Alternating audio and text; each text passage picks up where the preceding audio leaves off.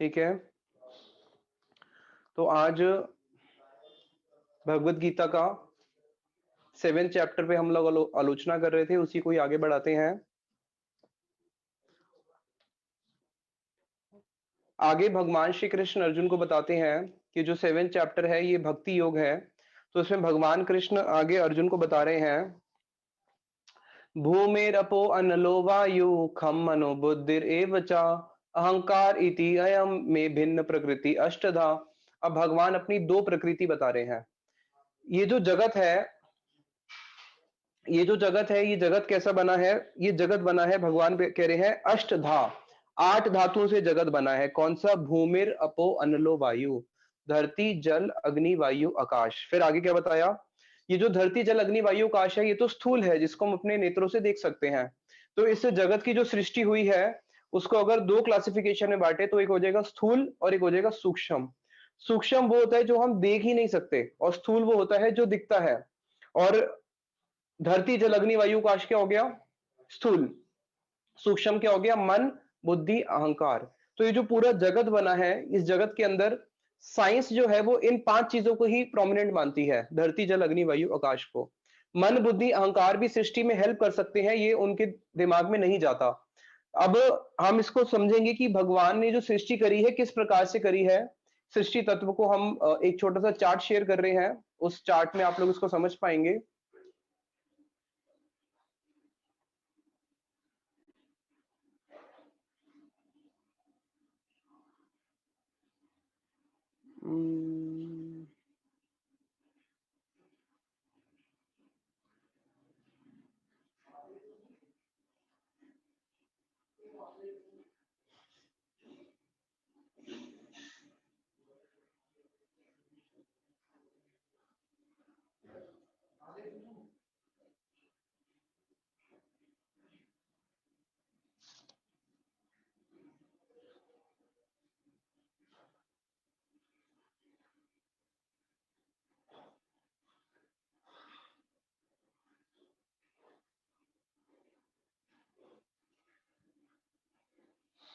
ये चार्ट आपको स्क्रीन पे दिख रहा होगा, आई थिंक।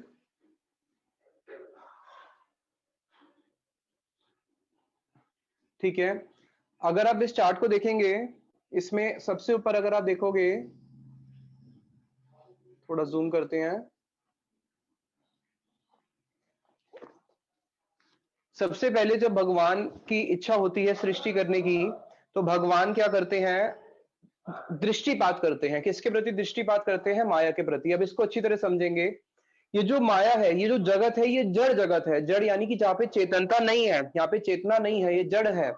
भगवान का जो ईक्षण है, वो जो भगवान चेतन वस्तु है, जो भगवान का ईक्षण है, वो जो ईक्षण होता है वो अपने आप में एक एनर्जी एनर्जी वाला होता है, क्योंकि वो चेतन वस्तु है। तो जब भगवान माया के प्रति ईक्षण करते हैं, अपनी दृष्टि से ऐसे देखते हैं, जब वो अपनी दृष्टि से ऐसे देखते हैं जीवों को, माया को, तो देखने से ही क्या होता है? क्रिएशन हो जाती है। तो भगवान ने जब माया की तरफ दृष्टिपात किया, तो जैसे इस जगत में क्या होता है, देखने को मिलता है, पुरुष और स्त्री मिलके एक संतान को उत्पत्ति देते हैं। लेकिन भगवान का जो सृष्टि को उत्पन्न करना है वो वैसा नहीं है। भगवान केवल अपने ईक्षण मात्र से ही इतना बड़ा जो संसार है उसकी रचना करते हैं। तो जब भगवान माया के प्रति दृष्टिपात करते हैं, उस दृष्टिपात से सबसे पहले क्या निकलता है? महातत्व निकलता है। तो थोड़ा और छोटा करता हूं।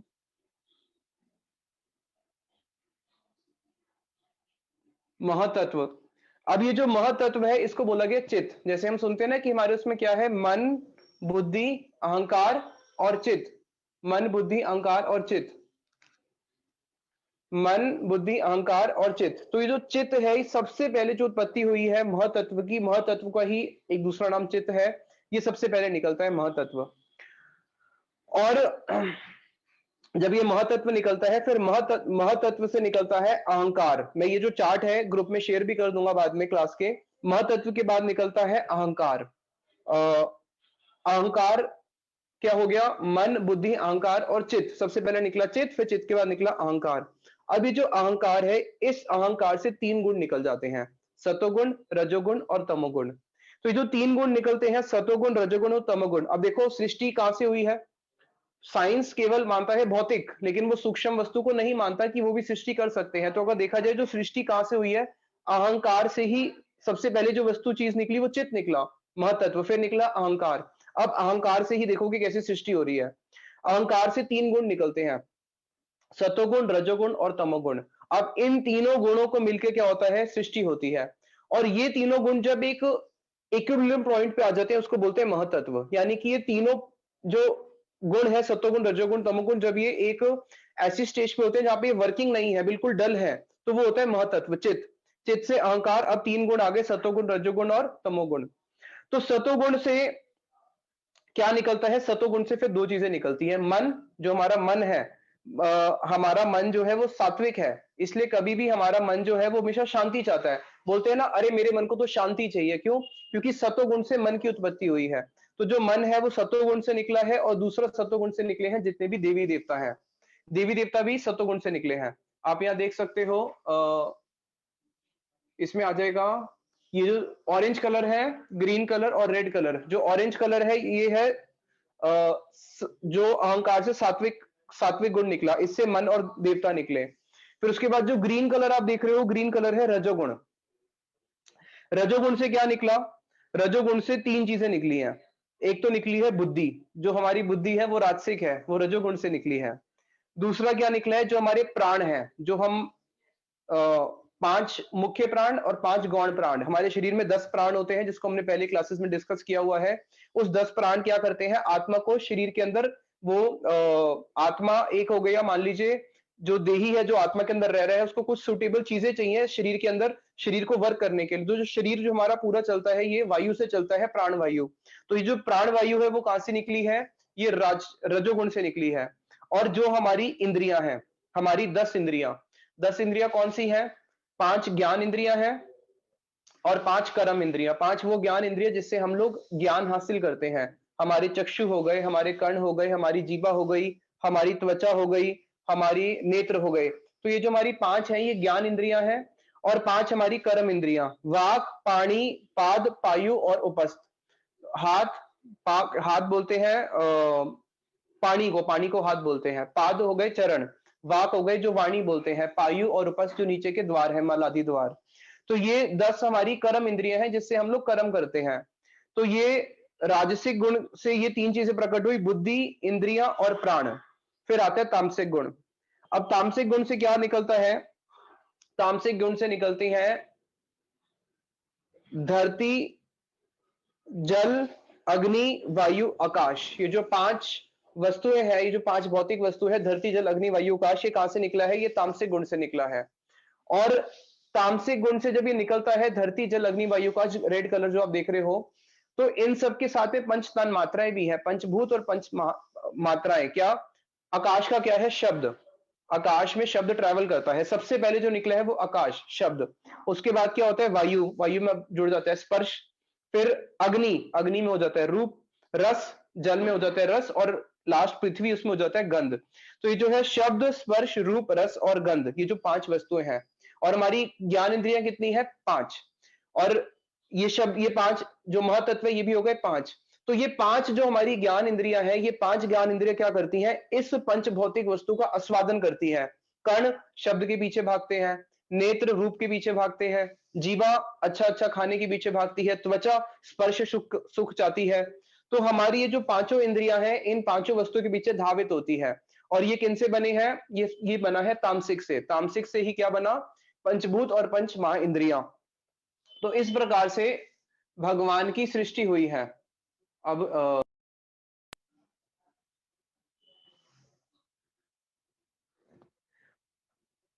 यहाँ पे भगवान कह रहे हैं कि ये जो मेरी प्रकृति है, ये प्रकृति क्या करती है। दीदी शेर वाला हटा दीजिए, अब हो गया, ठीक है। तो भगवान कह रहे हैं कि मेरी प्रकृति क्या करती है, मेरी प्रकृति जो है अष्टधा। भगवान ने यहाँ पे अष्ट बताया गया है, धरती, जल, अग्नि, वायु, आकाश, मन, बुद्धि, अहंकार। तो यहाँ पे ये तो भगवान की कौन सी शक्ति है, ये भगवान कह रहे हैं ये मेरी एक बहिरंगा प्रकृति है। बहिरंगा यानी कि जो कि एक्सटर्नल है, ये मेरी इंटरनल नहीं है। लेकिन मेरी एक शक्ति और भी है जो इससे बढ़कर है। वो कौन सी शक्ति है, फिर भगवान नेक्स्ट श्लोक में बोलते हैं, अप्रेयम इतस्त्व अन्यम प्रकृतिम विधि में पराम जीवभूतम महाबाहो यदेदम धार्यते जगत। कि अर्जुन इससे बढ़कर, परा और अपरा, इससे बढ़कर मेरी एक और अपरा यानी कि जो जड़ प्रकृति, किंतु यह अपरा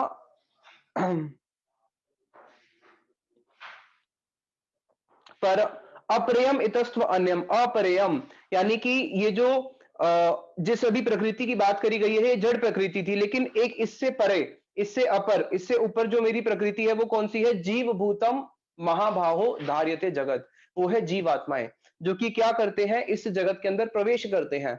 अगर इस जगत में जीवात्मा प्रवेश नहीं करे तो ये जो पूरा का पूरा जड़ संसार है ये क्रियाशील हो ही नहीं सकता। जो वृक्ष है, पेड़ पौधे इत्यादि है, स्थावर जंगम आदि जितने भी हैं, ये क्रियाशील कब होते हैं? ये क्रियाशील तब होते हैं जब इसके अंदर जीवात्मा प्रवेश करती है। तो जीवात्मा प्रवेश करने के बाद ही ये क्रियाशील बनते हैं। तो ये जो जीवात्मा है, भगवान कह रहे हैं वो मेरी कौन सी शक्ति है? वो मेरी पराशक्ति है, यानी कि इससे बड़ी शक्ति है। क्यों? क्योंकि जो जीव है, जीव में चेतनता है, लेकिन जड़ वस्तु के अंदर चेतना नहीं है। और जो हम जीव है, हमें बोला गया है कि हम लोग भगवान की तटस्था शक्ति है। ये जो पूरा भौतिक शरीर है ये हो गया भगवान की बहिरंगा शक्ति, जीव हो गया तटस्था, और जो भगवान का धाम है जिसको भगवान आगे वर्णन करेंगे वो हो गया भगवान की अंतरंगा शक्ति। तो जो भगवान की अंतरंगा शक्ति और बहिरंगा शक्ति के बीच में आता है उसको बोलते हैं जीव। इसलिए जीव को बोलते हैं कि जीव भगवान की तटस्था शक्ति है। क्योंकि तट इसलिए क्योंकि उसके पास दोनों ऑप्शन है, या तो भगवान के धाम में जाके भगवान की सेवा कर लो, नहीं तो भगवान से विमुख होके इस माया रूपी कारागार में आके दंड भोग लो। तो जीव बिल्कुल तट पे खड़े होने के कारण उसको दोनों सुविधाएं मिली हुई है कि या तो दंड भोग करो नहीं तो भगवान की सेवा करो। इसलिए जीव को क्या बोला गया है? जीव को बोला गया है तटस्था शक्ति, और तटस्था शक्ति में जीव है। अब आगे भगवान कहते हैं कि अर्जुन, और तो कहना ही क्या, मता परतरम ना अन्यत किंचित अस्ति धनंजय मई सर्वमिदं प्रोत्रम सूत्रे मणिगणा इवा।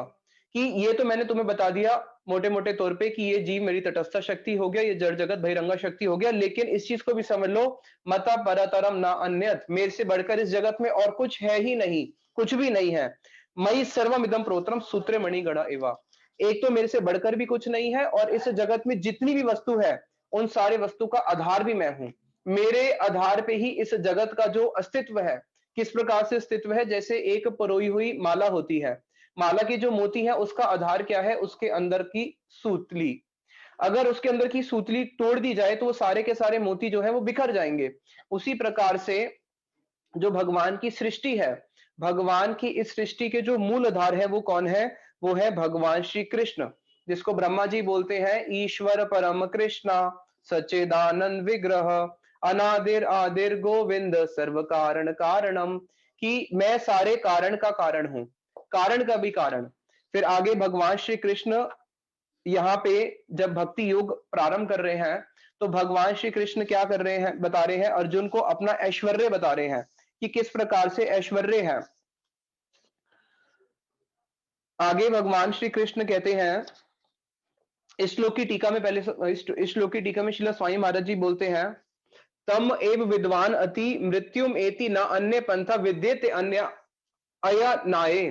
कि तम एव विद्वान अति, कि जो भगवान श्री कृष्ण को जान लेता है, भगवान कह रहे हैं ना मैं सबसे बढ़कर हूं, मेरे मेरे से ऊपर कुछ है ही नहीं जानने को, जो ऐसे भगवान श्री कृष्ण को जान लेता है, मृत्युम एति मृत्युरम एति ना अन्य पंथा, वो ही व्यक्ति मृत्यु को पार पा सकता है और इसके अलावा और कोई पंथा है ही नहीं।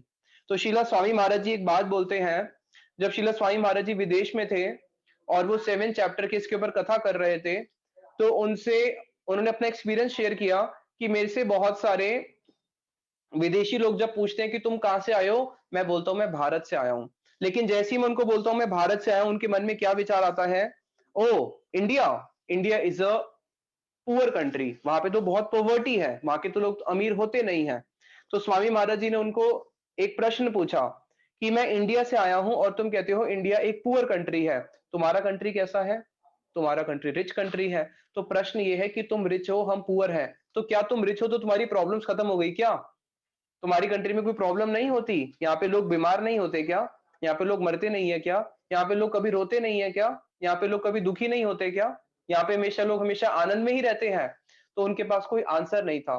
तो स्वामी महाराज जी ने बोला कि इस चीज को समझ लो कि सॉल्यूशन जो है इस जगत में है ही नहीं। प्रॉब्लम का सॉल्यूशन इस जगत में है ही नहीं। इस जगत में जब हम किसी सॉल्यूशन को करने का प्रयास भी करते हैं, हमें लगता है कि हाँ हाँ मेरी प्रॉब्लम सॉल्व हो गई, लेकिन प्रॉब्लम सॉल्व नहीं होती है। वो हमें ऐसा लगता है कि प्रॉब्लम सॉल्व हो गई, वो और बहुत सारी प्रॉब्लम्स को लेके आती है। किसी व्यक्ति का शादी नहीं हुआ, उसका इच्छा होता है शादी कर लूं, शादी कर लूं, किसी प्रकार से कोई अच्छा रिश्ता मिल जाए, उम्र जाती जा रही है। अब शादी हो गया तो क्या प्रॉब्लम सॉल्व हो गया? शादी के बाद कितनी सारी प्रॉब्लम्स और आ जाती है। अब बच्चा कब होगा? बच्चा हो गया तो बच्चे की परवरिश को लेके प्रॉब्लम्स। तो इस जगत में जितना ये जो जगत है, ये जगत ही कैसा बना है, दुखालयम। तो शिला स्वामी महाराज जी ने बोला कि इस जगत में प्रॉब्लम्स का सोल्यूशन हो ही नहीं सकता। सबको प्रॉब्लम है, चाहे कोई गरीब हो या कोई अमीर हो। फिर आगे शिला स्वामी महाराज जी ने एक बात और बोली थी कि अगर हम लोग बिना भगवान कृष्ण को जाने, भगवान कह रहे हैं ना मेरे से बढ़कर इस जगत में और कोई तत्व ही नहीं है जानने को, और श्रील चैतन्य महाप्रभु कहते हैं कि भगवान श्री कृष्ण को जानना ही एकमात्र तत्व है। उनको जानने के अलावा इस जगत में किसी भी वस्तु को अगर हम जान भी लेते हैं तो हमने कुछ जाना ही नहीं। इस जगत में अगर कोई प्रेम करने का विषय है तो वो है कृष्ण। इस जगत में कोई वार्तालाप करने का विषय है तो वो है कृष्ण। कोई देखने का विषय है तो वो है कृष्ण। हमारी सारे इंद्रियों के जो स्वामी है वो है कृष्ण। उनको छोड़ के और कोई बात है ही नहीं, उनको छोड़ के और कुछ जानने लायक इस जगत में वस्तु ही नहीं है। तो जिसने भगवान श्री कृष्ण को नहीं जाना, भगवान श्री कृष्ण यहाँ पे अर्जुन को अपना ऐश्वर्य बता रहे हैं, ताकि ऐश्वर्य बताने के बाद श्रद्धा उत्पन्न होगी, धीरे धीरे फिर आगे माधुर्य में प्रवेश करवाएंगे। तो जिसने भगवान श्री कृष्ण को नहीं जाना, उनके लिए शीला स्वामी महाराज जी बोलते हैं कि हम लोग कुत्ते बिल्ली की तरह जिए और कुत्ते बिल्ली की तरह मर गए। We are dying like cats and dogs. कुत्ता और बिल्ली जो है उसको भी मृत्यु आती है, लेकिन वो मृत्यु को पार नहीं पा सकता, वो डेथ को स्केप नहीं कर सकता। लेकिन हम मनुष्य जो है हम डेथ को स्केप कर सकते हैं, हम मृत्यु को पार पा सकते हैं। कैसे? भगवान कृष्ण को जान के। तो अगर हमने भगवान श्री कृष्ण को नहीं जाना तो हमारा जीवन भी कैसा हुआ कि हमारी मृत्यु भी किसकी तरह हो गई? पशु की तरह ही हमारी मृत्यु हो गई। और जो व्यक्ति बिना भगवान को जाने इस जगत से मर जाता है, उसको बोलते हैं कृपण। चाहे वो स्वर्ग लोक में भी चले जाए। लोग लिखते हैं ना कोई व्यक्ति मर जाए तो इस स्वर्गीय हो गया। अगर कोई स्वर्गीय भी हो गया तो वो स्वर्ग में जाना भी क्या है? वो एक कृपणता ही है, वो कोई बुद्धिमान का प्रतीक नहीं है। तो इसलिए भगवान श्री कृष्ण को जानने का मनुष्य जीवन में प्रयास करना चाहिए। और हम लोग भगवान श्री कृष्ण को छोड़ के इस जगत की जितनी वस्तुएं हैं उस सबको जानने का बहुत प्रयास करते हैं। जहां पे थोड़ा सा भी गीता भागवत का ज्ञान सुनने को मिले, नहीं नहीं ये बहुत कॉम्प्लिकेटेड है, हमें समझ में नहीं आता। क्यों? क्योंकि हम लोग उस तरफ एनर्जी देना ही नहीं चाहते। सारी एनर्जी कहाँ पे देना चाहते हैं? इस दुखमय संसार को ही हम अब इसमें सुख ढूंढना चाहते हैं और इसी में सारी एनर्जी देते हैं। हमारे गुरुवर एक उदाहरण देते थे। एक महल है, वो महल जो है पूरा किसका बनाया गया है? काजल से वो महल बनाया गया है। पूरा काजल ही काजल है चारों तरफ, उसके फर्श भी, उसकी दीवारें भी, सब कुछ काजल से काला बनाया गया है। अब कोई सफेद कपड़े पहन के अगर उसमें प्रवेश करे और वो सोचे कि मेरे कपड़े में कहीं काजल ना लग जाए, तो ये संभव है क्या? ये संभव नहीं है। तो उसी प्रकार से जब तक हम लोग इस जगत में रह रहे हैं और मैं सोचूं मुझे दुख स्पर्श ही ना करे, ये पॉसिबल ही नहीं हो सकता।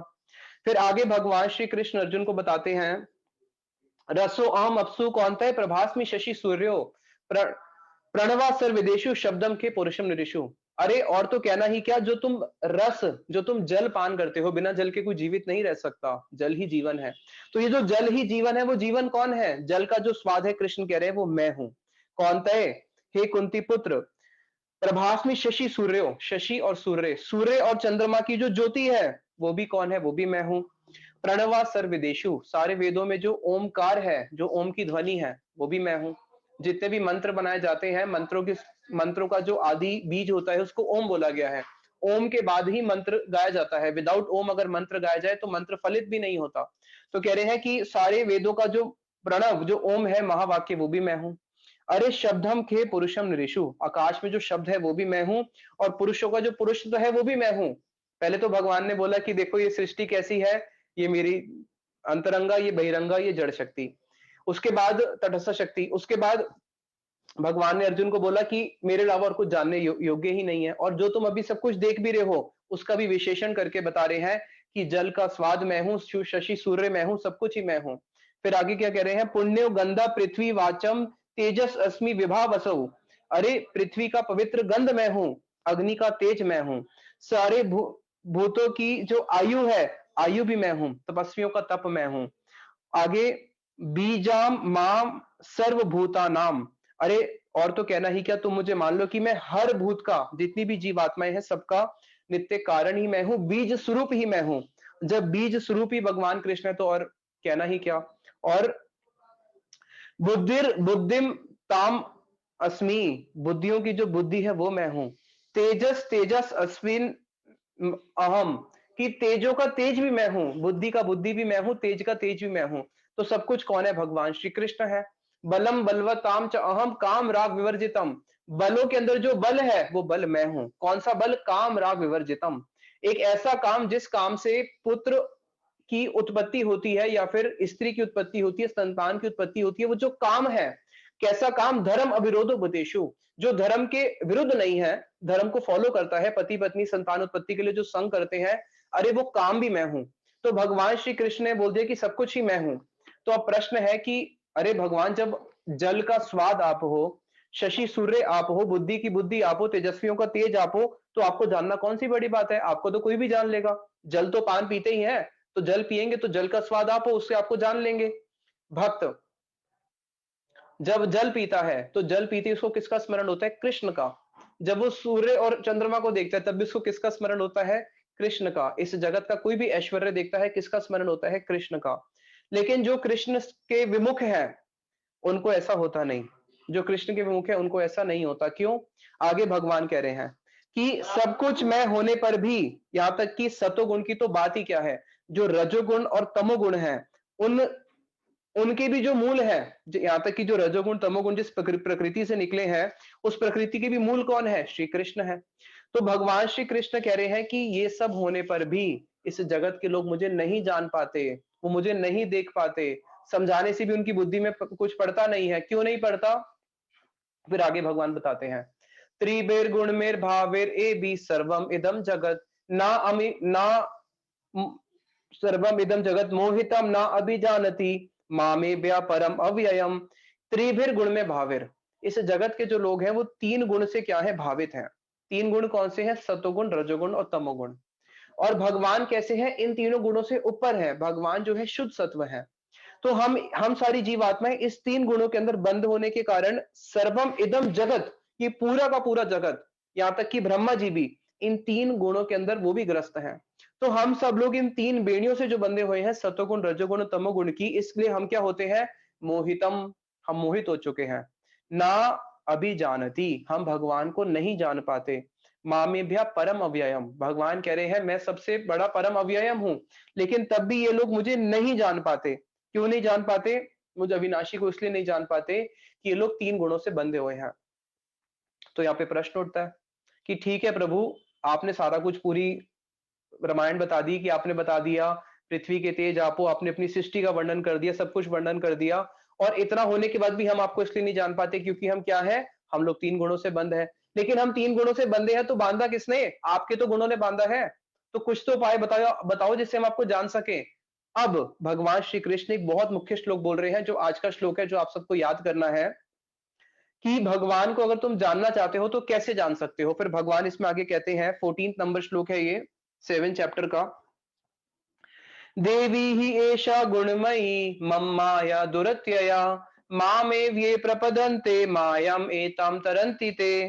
क्या कह रहे हैं, देवी एषा गुणमयी, कि जो मेरी देवी, कौन देवी, जो दुर्गा देवी है, काली देवी है, जो इस जगत की मूल है। देवी ही ऐशा गुणमयी, ये जो तीन गुणों से बनी हुई जो देवी है, ये कैसी है, मम माया, ये मेरी माया है। और मेरी माया कैसी है, दुरत्यया, दुरत्यया का मतलब क्या होता है, बड़ी दुस्तर है, इसको कोई पार नहीं पा सकते। इस जगत में अगर कोई कैदी को पुलिस वाले किसी जेल में डाल भी देते हैं तो सुनने में मिलता है कि कई बार वो जेल को क्रॉस करके बाहर भाग जाते हैं, लेकिन यहां से नहीं जा सकते। देवी ऐशा गुणमयी मम माया दुरत्यया।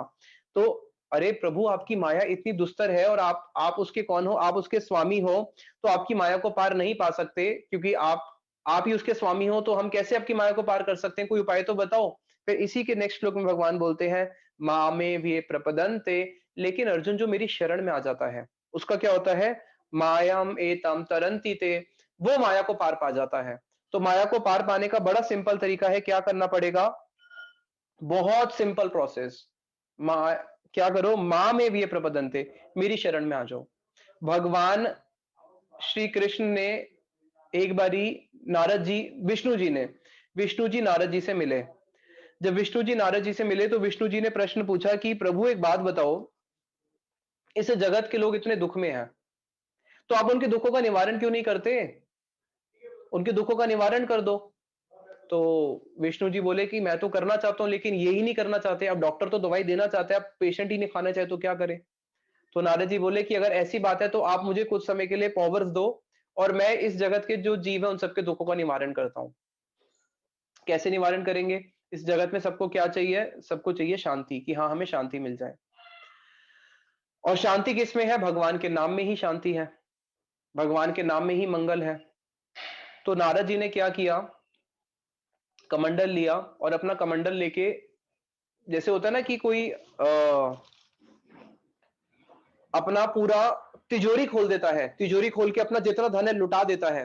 तो उन्होंने क्या किया, अपना कमंडल खोला और कमंडल के अंदर धर्म अर्थ काम मोक्ष, इस जगत में ना धर्म, लोग धर्म क्यों करते हैं, अपनी कामनाओं की पूर्ति के लिए, कामनाओं की, धर्म धर्म किस लिए करते हैं, अर्थ के लिए, अर्थ की क्यों क्यों चाहिए, अपनी कामनाओं की पूर्ति के लिए।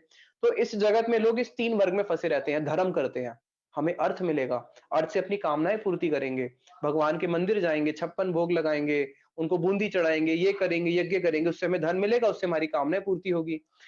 धर्म अर्थ काम में फंसते फंसते जब लाखों जन्म निकल जाते हैं, फिर किसी बुद्धिमान व्यक्ति के दिमाग में आता है, अरे इसमें तो मेरे कोटि कोटि जन्म निकल गए, मेरे काम तो शांति नहीं हो रहा, तो मैं क्या करूं, मोक्ष की तरफ चलता हूं। लेकिन ये जो धर्म अर्थ काम मोक्ष है, ये चारों कैसे हैं, प्रेम के आगे बहुत तिनके के समान है। प्रेम है एक सागर, प्रेम आनंद का सागर, और ये है एक तिनका। तो नारद जी ने अपने उसमें क्या रखा है, धर्म अर्थ काम मोक्ष भी रखा हुआ है और साथ में क्या रखा है, प्रेम भी रखा है। और अपने कमंडल को लेके झाड़ना शुरू किया कि सारी जीवात्माएं जो है ब्रह्मांड सबके ऊपर बांट दूंगा, धर्म अर्थ काम मोक्ष और साथ में प्रेम। तो जब वो कमंडल को उल्टा कर रहे हैं तो उसमें से धर्म अर्थ काम मोक्ष तो गिर रहा है, सारे जीवों के ऊपर गिर रहा है, लेकिन प्रेम नहीं गिर रहा। अब प्रेम क्यों नहीं गिर रहा कमंडल के अंदर, तो कमंडल को बहुत ऐसे हिलाया, जब कमंडल को बहुत हिलाया तो प्रेम गिरा, और गिर के गया भी कहां पे, भगवान श्री कृष्ण के ही चरणों में चला गया। यानी कि इस जगत के जो लोग हैं वो धर्म अर्थ काम मोक्ष में ही फंसे रहेंगे, माया देवी उन सबको बांध के रखेगी। लेकिन जब कोई भगवान श्री कृष्ण के शरण में आएगा तो वहीं पे उनको स्वस्ति मिलेगा। स्वस्ति किसको बोलते हैं, देखा होगा ना, यज्ञ करते हैं स्वस्ति चिन्ह बनाया जाता है, वो स्वस्ति क्या है, वो स्वस्ति चिन्ह भगवान श्री कृष्ण के चरणों का चिन्ह है, मंगल का सूचक है। तो जो मंगल है वो कहां पे मिलेगा, वो भगवान श्री कृष्ण के चरणों में ही जीव को जाके मंगल मिल सकता है। इसलिए भगवान क्या कह रहे हैं, मां में ये प्रपदनते, कि जो मेरी शरण में आता है, मायाम एतम तरंती ते, वो ही माया को पार पा सकता है। तो माया को पार पाने का बड़ा सरल सा तरीका है, क्या करो, कृष्ण की शरण में चले जाएं हम। अगर किसी प्रकार से एक जीव कृष्ण की शरण में चला जाए तो माया उसको छोड़ देती है। अभी प्रश्न है, अगर मैं माया को छोड़ूंगा तो मेरा माया को छोड़ना कैसा होगा, वो होगा शमशान वाला वैराग्य। शमशान वाला वैराग्य क्या होता है, शमशान घाट जाते हैं, अरे इस जगत में कुछ नहीं रखा, ये चला गया, वो चला गया, कल को सब लोग लाइन में खड़े हैं, सबने एक दिन जाना है, क्या धन, क्या पुत्र, क्या स्त्री। और फिर वापस जब आते हैं घर में 2 दिन 3 दिन 4 दिन बाद, अरे क्या ठंडे परांठे खिला दिए, गर्म परांठे नहीं खिला सकती क्या, अरे ये कैसे कपड़े दिए हैं, कम से कम कपड़े में प्रेस मार के तो दे देती। और वो सारा वैराग्य शमशान का शमशान में ही अग्नि के साथ स्वाहा हो जाता है। घर आते हैं तो सारा वैराग्य जयराम जी की। तो हमारा माया को छोड़ना कैसा होगा, छोड़ेंगे पकड़ेंगे, छोड़ेंगे पकड़ेंगे, लेकिन माया ही छोड़ दे तो, अगर माया ही हमें छोड़ दे फिर क्या होगा, फिर तो उद्धार हो ही गया कि माया ने हमें छोड़ दिया और कृष्ण के चरणों में आश्रय ग्रहण कर लिया। इसलिए कह रहे हैं कि माया से अगर कोई पार पाना चाहता है तो उसको क्या करना पड़ेगा, उसको कृष्ण की शरण ग्रहण करनी पड़ेगी। जब तक हम लोग कृष्ण की शरण ग्रहण नहीं करेंगे, हम कभी भी माया के पार नहीं जा सकते। इसका एक उदाहरण दिया है बड़ा सुंदर, जैसे चक्की पीसते हैं।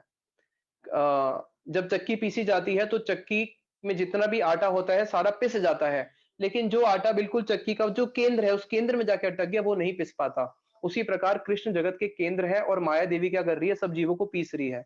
अगर कोई जीव किसी प्रकार से कृष्ण के बिल्कुल चरणों का आश्रय ग्रहण कर ले, तब वो माया को पार पा सकता है।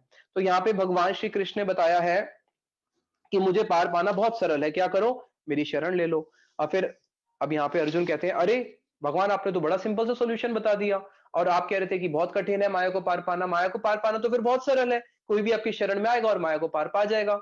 लेकिन फिर अब भगवान भगवान श्री कृष्ण आगे कंडीशंस लगा देते हैं कि अर्जुन, मेरी माया को पार पाना तो बहुत सरल है, कोई भी मेरे चरणों में आएगा उसको माया आराम से पार हो जाएगा। लेकिन प्रश्न तो ये है ना, लोग मेरे चरण में आते नहीं है, क्यों नहीं आते? अब फिर आगे भगवान बताते हैं 4 प्रकार के ऐसे लोग जो कभी भी भगवान श्री कृष्ण की चरणों का आश्रय ग्रहण नहीं करते, और 4 प्रकार के ऐसे लोग बता रहे हैं कि जो भगवान श्री कृष्ण के चरणों का आश्रय ग्रहण करते हैं। तो ये 4 प्रकार के ऐसे कौन से लोग हैं जो भगवान के चरणों में आते हैं, और कौन से ऐसे हैं जो नहीं आते, इसको हम नेक्स्ट क्लास में करेंगे। आज थोड़ा समय का अभाव है, और आज अगर किसी का कोई क्वेश्चंस हैं तो आप पूछ सकते हैं। मैं म्यूट ऑल कर देता हूं सबको।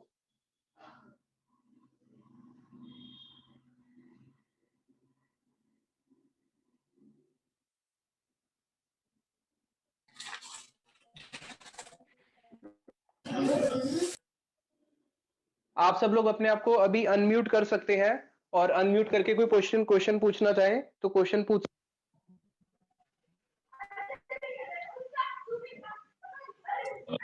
हरे कृष्ण प्रभु जी। हरे कृष्णा।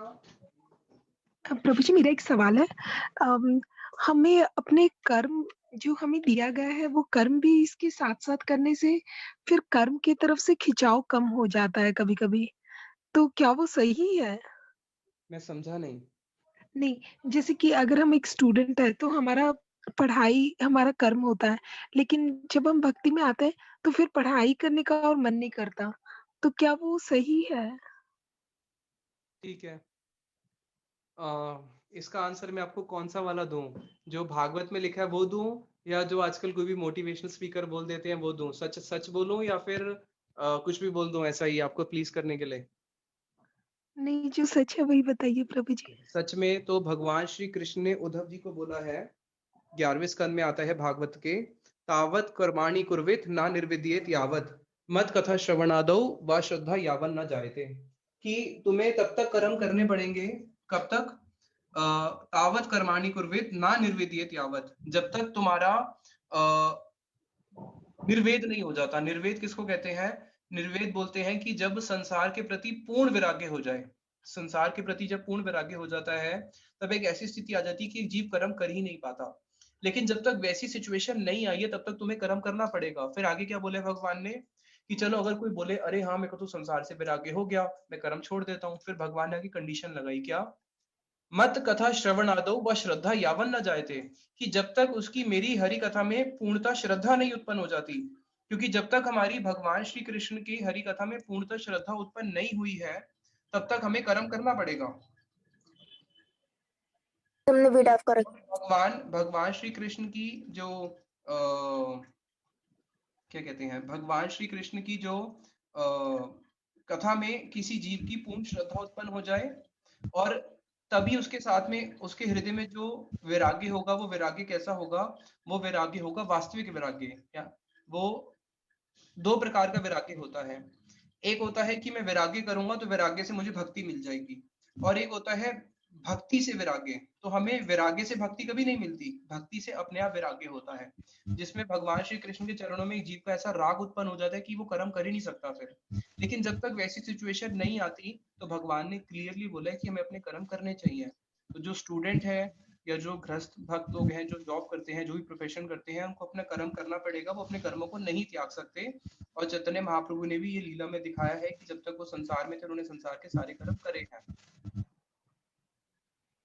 हरे कृष्णा। हरे कृष्णा। हरे कृष्णा, दंडोत प्रणाम प्रभु जी। दंडवत प्रणाम। प्रभु जी, जो भगवान दृष्टि के डालते हैं, तो एग्जैक्टली क्या सिनेरियो होता है कि दृष्टि से डालते हैं, मतलब क्या होता है एग्जैक्टली? समझा नहीं मैं, क्या? प्रभु जी, ऐसा है, ये जब महत्त्व बनाने के लिए भगवंत दृष्टि से डालते हैं, दृष्टि शेप डालते हैं ना, दृष्टि शेप। हाँ हाँ हाँ, भगवान वो दृष्टिपात करते हैं जब, हाँ हाँ। हाँ, दृष्टिपात करते हैं, तो दृष्टिपात करते हैं मतलब एग्जैक्टली क्या सिनेरियो होता है प्रभु जी? प्रभु जी वहां तो मैं खड़ा नहीं था, क्या मैं कैसे प्रोसेस बताऊं? होती है एग्जैक्टली? अरे उसमें प्रभु जी एक्चुअली क्या होता है कि जब भगवान दृष्टिपात करते हैं, तो जितनी भी जो जीव आत्माएं हैं, जो जीव आत्माएं हैं, जैसे इस जगत में क्या होता है, पुरुष जो होता है स्त्री के गर्भ के अंदर वीर्य के माध्यम से जीव आत्माएं प्रवेश करती है। उसी प्रकार से भगवान का जो दृष्टिपात होता है उसके अंदर बहुत सारी जितने भी चित्कर्ण होते हैं, वो जो चित्कर्ण होते हैं वो सारी जीव आत्माएं होती हैं, और वो जीव आत्माएं जो है इस जड़ जगत में प्रवेश करती हैं। नहीं समझा प्रभु जी मैं। जो जितनी भी जीव आत्माएं होती हैं, वो जीव आत्माएं भगवान के उस ईक्षण से इस जड़ जगत में प्रवेश करती हैं तटस्थ शक्ति से।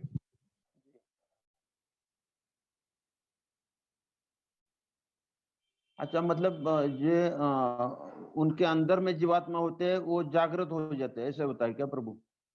वो जो जीव आत्माएं होती है, जिन जिन लोगों ने भोग का इच्छा किया था, संसार भोग करने का, वो सारी जीव आत्माएं जो हैं उस ईक्षण के माध्यम से क्या होता है, इस कारागार में आ प्रवेश जाती करती है है। जब वो, हाँ हाँ, इस जगत में आ जाती है, हाँ। अच्छा प्रभु, हरि बोल हरि बोल। ठीक है, और किसी का कोई क्वेश्चन है क्या? हरे कृष्ण प्रभु जी, दंडवत प्रणाम। हरे कृष्णा, दंडवत प्रणाम। कौन? पुष्पा। हाँ, हरे कृष्णा पुष्पा दीदी, हाँ। प्रभु जी जैसे भगवान कहते हैं कि कर्म तो मैं भी करता हूँ, बिना कर्म के तो मैं भी नहीं रहा, और यदि मैं कर्म नहीं करूँ तो मेरे मतलब भगवान के पास तो सभी चीजें है, सब कुछ है, उनको तो कर्म की जरूरत ही नहीं है। तो भी हम्म भगवान अर्जुन को कहते हैं कि कर्म करते ही रहना चाहिए। जैसे अभी प्रश्न आया था, हम्म उसने ये कहा था कि कि हम पढ़ाई में मन नहीं करता, वैराग्य। तो हम्म। पढ़ाई तो करनी ही पड़ेगी, कर्म तो करना ही पड़ेगा ना प्रभु जी, क्योंकि दीदी वो भगवान तो, कृष्ण ने भी कर्म करे हैं। नहीं नहीं, देखो देखो, भगवान कृष्ण ने कर्म किया जो लोग बोलते हैं ना, ये गलत बात है। भगवान ने भगवत गीता में ही बोला गया है कि वर्ण्य मया सृष्टम, कि 4 वर्ण की सृष्टि मैंने करी है। कौन कौन से? जो 4 वर्ण होते हैं ना, और 4 हाँ, आश्रम होते हैं। 4 वर्ण कौन से हैं? ब्राह्मण, क्षत्रिय, वैश्य, शूद्र, ब्राह्मण से। ब्रह्मचारी। और उसके बाद 4 आश्रम कौन से हैं? ब्रह्मचारी आश्रम, गृहस्थ आश्रम, वानप्रस्थ आश्रम और संन्यास आश्रम। चतुर्वर्ण्यमय सृष्टम गुण कर्म विभागश तस्य कर्तनमपि माम विद्ये अकर्तरम अव्ययम। कि लोगों की दृष्टि में लग रहा है कि मैं करता हूँ, ये करते हुए भी मैं अकर्ता हूँ। भगवान केवल अपनी लीलाएं करते हैं, भगवान कोई भी कर्म नहीं करते हैं। यहाँ तक कि जो असुर आदि को भी जो मारा, जो असुर आदि को भी मारा, उसमें भी आता है ना कि अते विष्णु तखन कृष्ण शरीरे, विष्णु द्वारे कृष्ण करे असुर संहारे। कि कृष्ण तो किसी असुर को भी नहीं मारा, उनके अंदर जो विष्णु के अंश थे उन्होंने ही असुरों को मारा। तो भगवान श्री कृष्ण जो है, अगर कर्म भारी दृष्टि से दिखा भी रहे कि मैं करता हूँ, तो इसका मतलब ये नहीं कि हम भगवान का अनुकरण करें। करता भगवान करता भी है और साथ में अकर्ता भी है, उनके ऊपर तो दोनों चीजें लागू होती है। लेकिन भगवान ने 4 आश्रम बनाए हैं, ब्रह्मचारी, वैष्णव, सॉरी सॉरी, ब्रह्मचारी, गृहस्थ, वानप्रस्थ और सन्यास। तो सन्यास भी एक आश्रम है, इसको हमें एक्सेप्ट करना पड़ेगा। जो सन्यास आश्रम है वो किन लोगों के लिए है? सन्यास आश्रम उन लोगों के लिए है जिनका संपूर्ण रूप से संसार से वैराग्य हो चुका है, संपूर्ण रूप से, और जिनका भगवान की हरि कथा में जो पूरे रम चुके हैं, उनके लिए सन्यास आश्रम भी है। तो हमें अपने अधिकार के अनुसार चलना पड़ता है। अगर किसी का अधिकार है कि वो भी संसार के प्रति उसकी बहुत आसक्ति है, पुरुष का स्त्री के प्रति, स्त्री का पुरुष के प्रति, तो उनके लिए गृहस्थ आश्रम बताया। अब गृहस्थ आश्रम के बाद उसके मन में आता है कि हाँ हाँ, अब मुझे संसार में और नहीं रहना, मुझे धीरे धीरे गृहस्थ आश्रम को छोड़ना है। फिर उनके लिए बताया वानप्रस्थ, कि अब आप वन की तरफ आना जाना करो, अपनी पत्नी के साथ जाओ, कभी अकेले जाओ, धीरे धीरे उनसे आसक्ति कम करो। जब वानप्रस्थ के बाद जब आपकी पूरी आसक्ति खत्म हो जाए, फिर है संन्यास आश्रम। तो एकदम से जस्ट सडनली संन्यास की तरफ जंप कर लेना वो भी अच्छा नहीं है। लेकिन हमें ये समझना पड़ेगा कि संन्यास आश्रम का मतलब है कि एक दिन एक ऐसा समय भी आना चाहिए कि हमारी संसार से सारी आसक्ति खत्म हो जाए। जो श्रीमद चैतन्य महाप्रभु थे, चैतन्य महाप्रभु के घर में तो सब कुछ भजन के अनुकूल था, लेकिन तब भी उन्होंने संन्यास लिया 24 साल की उम्र में। तो उनसे पूछा कि आपने 24 साल की उम्र में क्यों संन्यास लिया? आपकी माता जी भक्त हैं, आपकी पत्नी भक्त है, नवदीप में सारे भक्तों के साथ आप संकीर्तन करते थे। तो महाप्रभु ने बोला, मैंने इसलिए संन्यास लिया क्योंकि मुझे क्या करना था, कृष्ण की एकांतिक शरण ग्रहण करनी थी। तो उन्होंने एक अपनी संन्यास लीला से ये दिखाया कि संन्यास जो है, ऐसा नहीं है कि कलयुग में हम लोग गृहस्थ आश्रम से आगे नहीं बढ़ेंगे, हमें एक दिन उससे आगे बढ़ना है। हमें कहाँ तक जाना है? हमें धीरे धीरे उस संन्यास तक जाना है। संन्यास का अर्थ क्या होता है? संन्यास का अर्थ होता है सम्यक रूपेण अपने आप को संपूर्ण रूप से 100 आउट ऑफ 100 क्या करना? कृष्ण की सेवा में अपने आप को इंगेज कर देना। तो हमारा जो अल्टीमेट गोल है वो वही है, चाहे वो अगले जन्म में हो या 10 जन्म बाद हो, कि हमें क्या करना है, 100% अपने आप को कृष्ण को सरेंडर करना है। तो अभी हम जो संसार में कार्य कर रहे हैं वो होता है कर्म योग, कि तुम अपने कर्मों को भी मेरे से जोड़ दो, कर्म योग। लेकिन कर्म योग से ऊंचा बताया गया है भक्ति योग। जो भक्ति योग है वो एक ऐसी स्थिति है जिसमें व्यक्ति कर्म योग से बहुत ऊपर उठ जाता है, जिसमें फिर वो संसार के जो कर्म है वो उनको भी त्याग देता है। लेकिन जब तक वो अधिकार नहीं आया तब तक हम नहीं त्याग सकते। अधिकार से पहले अपने कर्म त्यागेंगे तो फिर दोष लगता है। जैसे मैं आपको एक उदाहरण देता हूँ, हमारे एक प्रभु जी हैं, वो डॉक्टरेट की पढ़ाई कर रहे थे अमेरिका में, साउथ इंडिया के। जब गुरुजी से मिले तो गुरुदेव ने उनको बोला कि तुम अपनी पढ़ाई पूरी करके मेरे पास मथुरा मठ में आना, अपनी पढ़ाई पूरी करके आना। लेकिन उनके हृदय में एक ऐसा तीव्र उत्कंठा हुई भजन की कि उन्होंने देखा कि मैं पढ़ाई पूरी नहीं करना चाहता और मैं अभी ही गुरुदेव के पास आना चाहता हूँ। लेकिन और गुरुदेव ने उनका अधिकार भी देख लिया, तो गुरुदेव ने उनको एक्सेप्ट कर लिया और उनको लाल कपड़े दे दिए। और साथ में एक का ऐसा भी देखा जिसको गुरुदेव ने बोला कि तुम जाके शादी करो, जैसे शीला स्वामी महाराज जी के जीवन में देखने को मिलता है। इस्कॉन फाउंडर आचार्य शीला स्वामी महाराज जी ने अपने बहुत सारे शिष्यों की खुद शादी करवाई है, खुद उनकी शादी करवाई है, 7 फेरे करके उनको पति पत्नी बनाया। और अभी सुबह कईयों की शादी कराई, और उसके बाद जो दूसरा यज्ञ होगा, सुबह हुआ विवाह का यज्ञ, उसके बाद जो अगला यज्ञ होगा उसमें अपने ही शिष्यों को सन्यास भी दे रहे हैं। क्यों? अधिकार के अनुसार। देखा कि इसका अधिकार क्या है, कि इसको मेरे को सन्यास देना है, इसको केवल भगवान की सेवा में पूरा एंगेज करना है। इसका देखा कि इसको अभी विवाह आश्रम में, विवाह इसको गृहस्थ आश्रम में भजन करना है। तो हर व्यक्ति को अपने अधिकार के अनुसार करना चाहिए। अगर सन्यासी गृहस्थों वाला आचरण करना शुरू कर दे और गृहस्थ अगर सन्यासी वाला आचरण शुरू कर दे तो चारों पूरा समाज ही खराब हो जाएगा। तो इसलिए हर प्रकार के लोग समाज में होते हैं और अपने अधिकार के अनुसार वो वैसी अधिकार के अनुसार ही अपनी फिर वैसी आगे क्रियाएं करते हैं। ठीक है? जी प्रभु जी, ठीक ठीक है प्रभु जी। ठीक है। हरे कृष्णा। गौर प्रेमानंदे। हरि हरि बोल।